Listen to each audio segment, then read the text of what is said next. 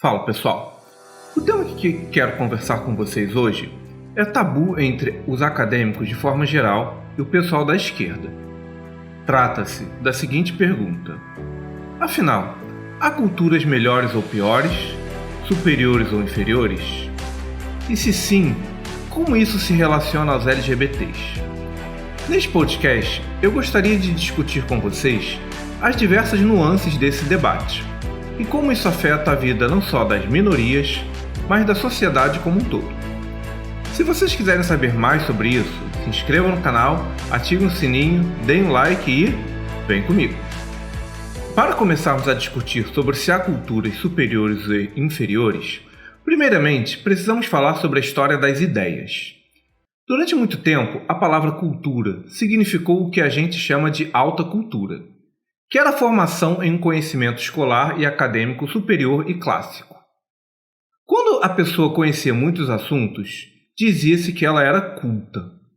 Posteriormente, a palavra passou a significar hábitos, crenças, formas de organização social, etc. Esta era a chamada cultura de um povo. No século XIX, durante o imperialismo, os europeus invadiram a África e a Ásia e viam aqueles povos como intrinsecamente inferiores, menores em realizações e significados. Por verem negros e asiáticos como raças inferiores, necessariamente eles tinham que ter uma cultura inferior. Neste caso, a cultura branca e europeia seria superior, a mais apta em realizações, e o resto do mundo estaria disposto numa hierarquia, onde depois dos brancos estariam os asiáticos, depois os indígenas e, finalmente, os negros. E quem dizia isso, muitas vezes, eram os próprios acadêmicos. Com base nesta ideia, os europeus deram a si próprios a missão de civilizar os povos ditos inferiores, levando a cultura europeia a eles. A título de curiosidade, boa parte das leis homofóbicas que existem hoje no mundo advém deste pensamento. Isso mostra que, por mais que muita gente ache que certas ideias não têm nada a ver com elas, não é bem assim. O que os europeus pensaram no século XIX ecoa até hoje em várias partes do mundo. Foi preciso muitas décadas para a Europa acabar com esta visão hierárquica e flagrantemente racista. E este movimento veio dos próprios acadêmicos. A partir de disciplinas como antropologia e sociologia, surgiu a ideia de que não havia raças humanas. Nesse sentido, não teria como dispô-las hierarquicamente. Igualmente, e em função disso, também não haveria culturas melhores ou piores, apenas diferentes. Todas as culturas teriam realizações à sua maneira e deveriam ser respeitadas como elas eram. Saímos da hierarquia vertical para uma igualdade horizontal entre povos e culturas. Naquele período que corresponde ao final do século XIX e início do XX, isso teve muita razão de ser, pois a ideia de culturas superiores legitimou todo tipo de atrocidade.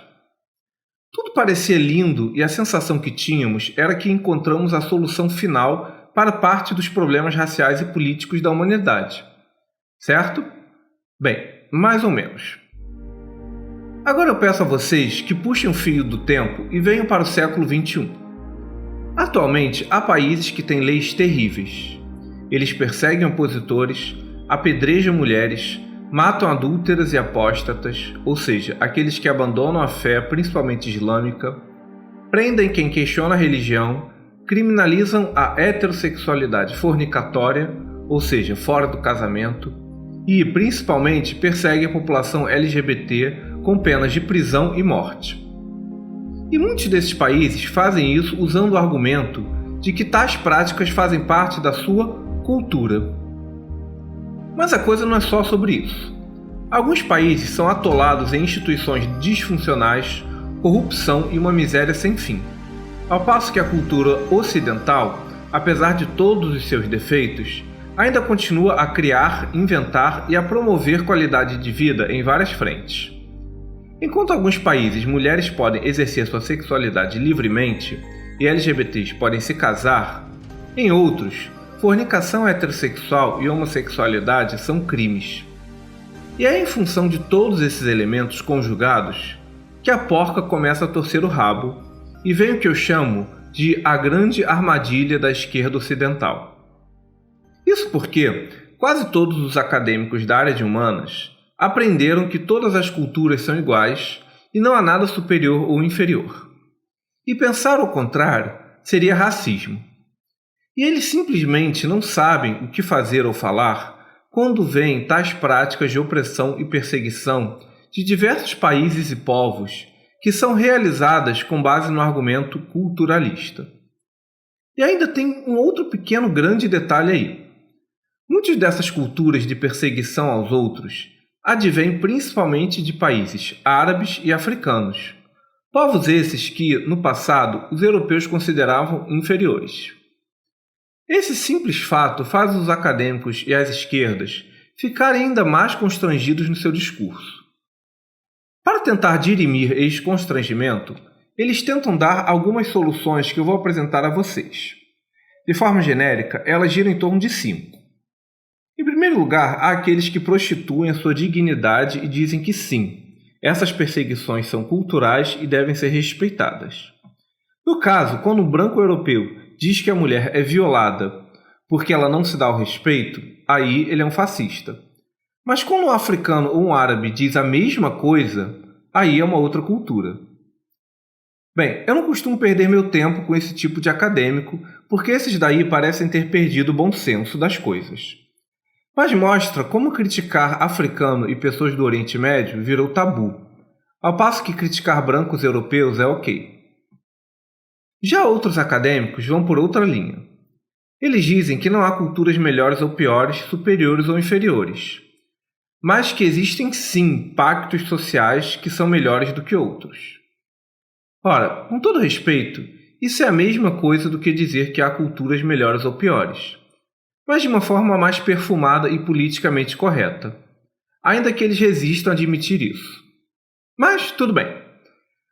A terceira solução que os acadêmicos tentam dar para este problema é separar Estado do povo. Eles dizem que certas práticas são apenas atitudes do governo de um país e não representam a cultura de seu povo. Bem, com todo respeito, mas essa ideia é bastante ingênua. Isso porque o próprio Estado diz que aquela é a cultura de seu povo. E se o Estado não representa a maioria de um povo, quem representa? As pessoas podem tentar negar a realidade, mas fato é que tais práticas encontram respaldo em contingentes demográficos substanciais. Pesquisas apontam que 99% da população da Nigéria acha que a homossexualidade é imoral. Então, dizer que certas coisas não encontram respaldo na maioria da população é só um auto-engano mesmo. O fato de dentro de um país haver quem discorde de tais práticas não torna a realidade da cultura majoritária daquele país menos presente. Neste caso, precisaríamos definir mais o que é a cultura de um povo, sua maioria ou sua minoria. A quarta linha argumentativa dada pelos universitários é que a culpa por certas práticas culturais absurdas seria dos europeus, que espalharam homofobia e certas formas de opressão estatal pelo mundo. Esse grupo não oferece nenhuma solução, só fica repetindo que a culpa é dos brancos. Ora, os europeus têm alguma parcela de responsabilidade histórica, sim, mas, a meu ver, isso não tira a responsabilidade dos países e das culturas de reproduzirem isso. Árabes e africanos não são robôs nas mãos dos brancos. Essa visão, inclusive, é bem racista.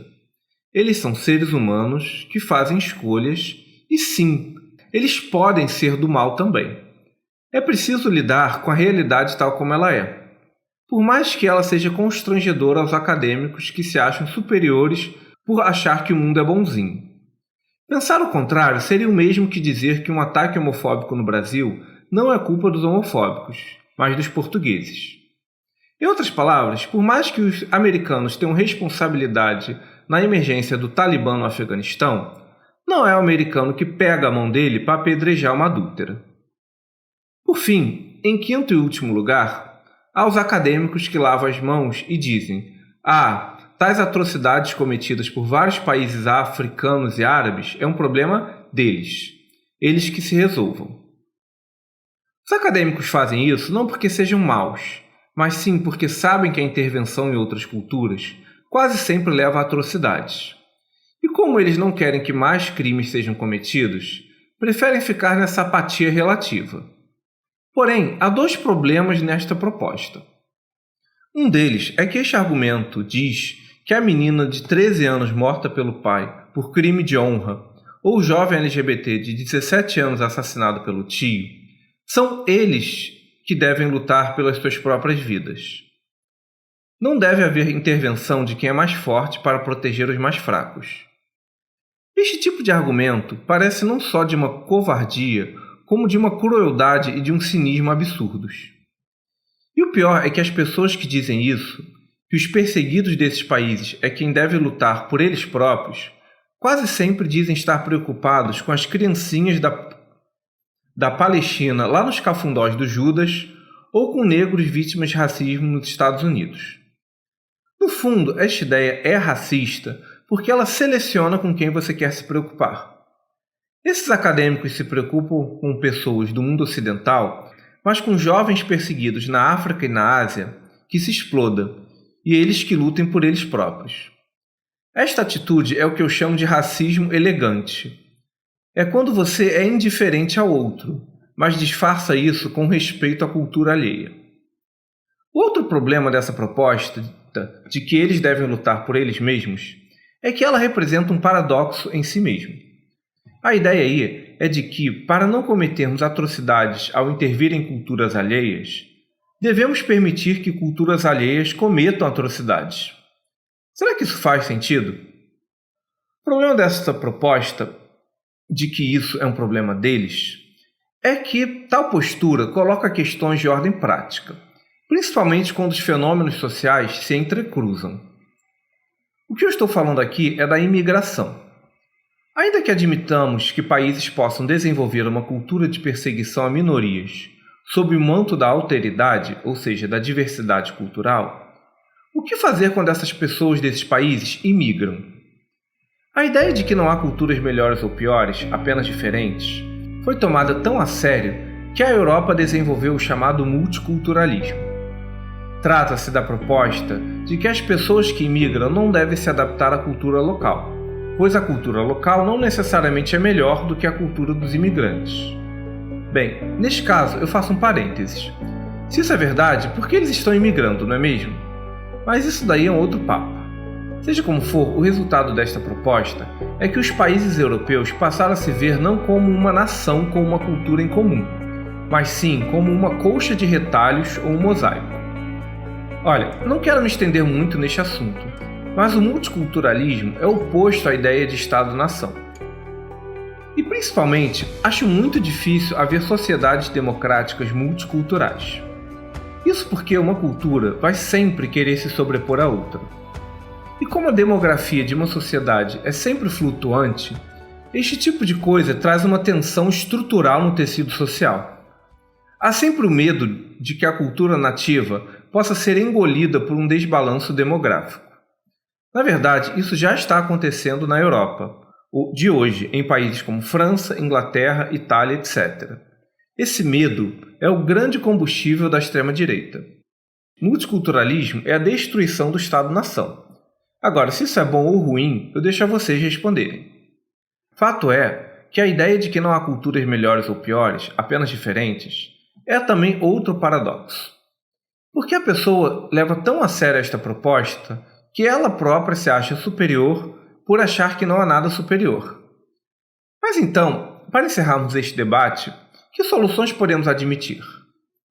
Bem, em primeiro lugar, devemos ter em mente que não há culturas que sejam perfeitas e nem aquelas que sejam um lixo total. A Somália tem coisas boas e a Finlândia tem coisas horríveis. Mas fato é que a qualidade de vida geral é muito melhor em alguns lugares do que outros. Em segundo lugar, admitir que há pactos sociais melhores do que outros não significa dizer que as pessoas são inferiores ou superiores em sua raça ou genética. O fato de muitas dessas perseguições estarem em países africanos ou árabes é um produto histórico e não tem vinculação com raça ou etnia. Nessa discussão, tem também aqueles acadêmicos que eu considero as crianças da festa. É aquela galera que, quando você aponta perseguição a mulheres, LGBTs e ateus no mundo islâmico ou em outras partes do mundo, tira um vídeo de homofobia no Brasil, na França ou nos Estados Unidos para dizer que tudo é relativo e que nada é melhor ou pior e pipipi, popopô, blá blá blá. Eu considero essa gente pueril, ou seja, infantil, porque elas não são honestas no debate. Isso porque certamente há homofobia e machismo em todas as partes do mundo. Mas há alguns pontos aí. Em primeiro lugar, há uma diferença entre a perseguição com base na cultura popular, como é no caso do Brasil, e a perseguição institucional, principalmente por meio do Estado penal, como ocorre na Arábia Saudita. Em segundo lugar, a opressão existe no Ocidente, mas a gente aprende e se predispõe a combatê-la. Enquanto que em outros lugares do mundo, a galera chama isso de cultura e ainda sugere que deve ser respeitada. Em terceiro lugar, se tudo é relativo e não há nada melhor ou pior, por que há grande fluxo migratório para uns lugares do mundo e não para outros? Ou seja, sejamos honestos no argumento. Por fim, muita gente diz que nesse papo de culturas melhores ou piores, há muita resistência a certas práticas bárbaras dentro dessas próprias culturas. Só que é justamente aí que reside meu ponto e minha crítica a todo esse pessoal acadêmico de esquerda. Claro que há quem resista a certas coisas. E quando o acadêmico ocidental diz que não há culturas melhores ou piores, apenas diferentes, e que tudo deve ser respeitado, ele não está respeitando a cultura alheia. O que ele está fazendo é empoderando a classe dominante de certos países repressores. Afinal, os dirigentes dessas nações usam exatamente esse discurso criado nos países ocidentais para legitimar suas atrocidades. No dia em que um gay decapitado ou uma mulher apedrejada disserem "Sim, eu escolhi ser assassinado", aí eu vou passar a acreditar que não há culturas melhores ou piores, apenas diferentes. Bem, este canal acredita que há sim culturas melhores. Uma cultura onde os LGBTs são protegidos pela lei, podem viver sem perseguição do Estado penal por simplesmente existirem e podem construir suas famílias de forma feliz e com igualdade de direitos, é, sim, uma cultura melhor do que outras. Quem gostou, gostou. Quem não gostou, paciência. Quem achar isso racismo, discriminação ou outra coisa, só posso lamentar. A luta deste canal pelos direitos LGBTs é inegociável. No final das contas, quase todo acadêmico que acha que não há culturas melhores ou piores, passa mesmo as férias com a família na Europa, Estados Unidos, Canadá, Japão ou outro país seguro. Ninguém vai para onde o bicho pega, o que evidencia a eterna dissociação entre prática e discurso na vida de muitas pessoas de esquerda. Mas e vocês, o que pensam sobre isso? Este foi um programa do canal Ágora Gay, um espaço para conversarmos sobre filosofia, religião, política e cultura sob o ponto de vista gay. Eu sou Felipe Dias. Lembro que este podcast é um recorte de um tema complexo. Mesmo que você não concorde com tudo, meu objetivo é iniciar um diálogo para ele ser aprofundado por outros pontos de vista. Deixe nos comentários o que você pensa sobre essa discussão, sugestões e críticas construtivas. Também os convido a ver os vídeos mais antigos do canal e a seguir a gente nas redes sociais cujos links estão na descrição. Lembrando que o Ágora Gay é um espaço dedicado à conversa e aos argumentos e não às ofensas. Até a próxima, pessoal! Valeu!